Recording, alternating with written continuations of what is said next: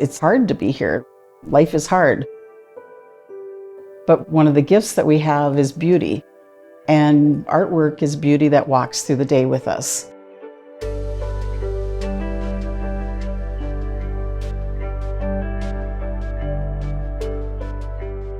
I was born in Mahnomen, raised on the White Earth Reservation, and have always lived near, on, or adjacent to the White Earth Reservation. My mother went to boarding school at White Earth, and my father's family was Scandinavian. I got really interested in artwork when I was in high school, and when I started looking to reconnect culturally, I started making artwork as ceremony gifts. In the late 90s, I saw a quill box for the first time. It was like I'd been struck by lightning. I knew that that was my path, was to make quill boxes. What quill boxes are is they're this elegant combination of birch bark and porcupine quills and sweetgrass, and they serve as a storage container for dried foods or dried medicines. In 2014, I went to work with Mel Losh in Bena on the Leech Lake Reservation and learned how to make quill boxes from him. I have to find a piece of bark that's big enough for what I'm trying to accomplish. So if I want a really big basket, that can be limited by the size of the tree. The tree I really like peeling bark from is a birch tree that would be standing kind of out by itself in a sunny area. It affects how the bark grows and how pliable it is. I have to soak the bark to make it pliable again, cut out the bark, bring it together in a form, and then tie it off and let it dry for several days. I go into a meditation and see what images come to me, what designs come to me. I'm able to sketch that out onto the birch bark and apply the quills, apply the beads. And then I have to consider the collar on the top. I like that collar to match the bark that I'm using for the basket itself. The process of putting a porcupine quill into the bark, it's a woodland style of doing quill work. I'll soak them in water and make them pliable like a rubber band. And once they're pliable, we're able to take an awl and put holes in the birch bark and place the quill through the holes in that birch bark. As the quill dries, they grab onto each other and that holds that quill in place. I find that I'm more interested in doing things that are a little bit out of the ordinary. A lot of my baskets have machine sewn ribbon work on them now, or I'm adding bead work to introduce color. That's moving them into more of a contemporary expression of basketry. And sometimes people don't recognize what I'm doing because it's unusual to see that color brought into that medium in that way.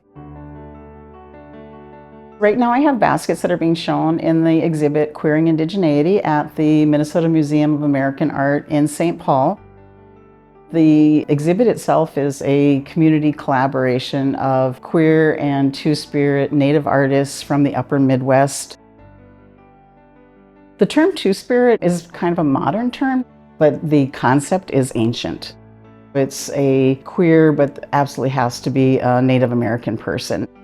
And as a result of assimilation and boarding schools, a lot of people feel like they don't have a place or a right to be present in their communities.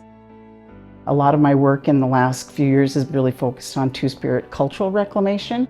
So that is both the drawing in the knowledge and the understanding of the value and the celebration of Two-Spirit people, and also providing safe spaces and places for people to come and feel like they can just be themselves.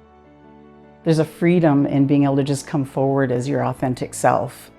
We've particularly designed this moment and this time and that place for that opportunity for people.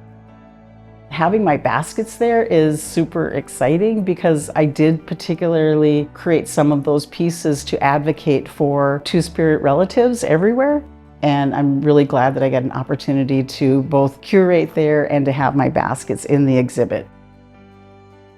One of the pieces that's at the exhibit is a basket that's called Anishinaabe Descend.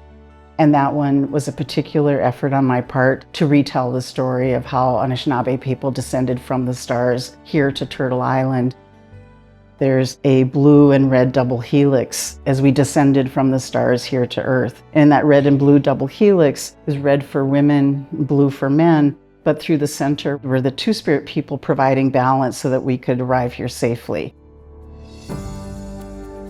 Working with birch bark and working with porcupine quills has really deepened my understanding of my culture, but more so in the fact that what I'm doing to help others that come behind me, that is a primary focus for any Anishinaabe person, is what do we leave for those who are coming behind us. Being able to teach, being able to leave a legacy of some sort really fulfills that need within myself. One of the things I've learned about making quill boxes and working in community is that each of us has a unique path. When I talk about feeling like I was struck by lightning the first time I saw that quill box, I think each of us has that within ourselves. We should look for the thing that lights us up, and we should go for that. Because I think that's how we know what it was that we came here to do. That's our path, that's where we're meant to go. That's what'll bring us joy, and that's where the freedom and being our authentic self comes in.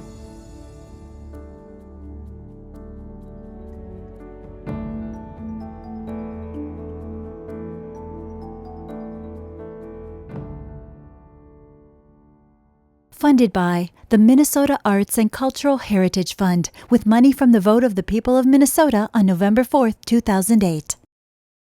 And by the members of Prairie Public.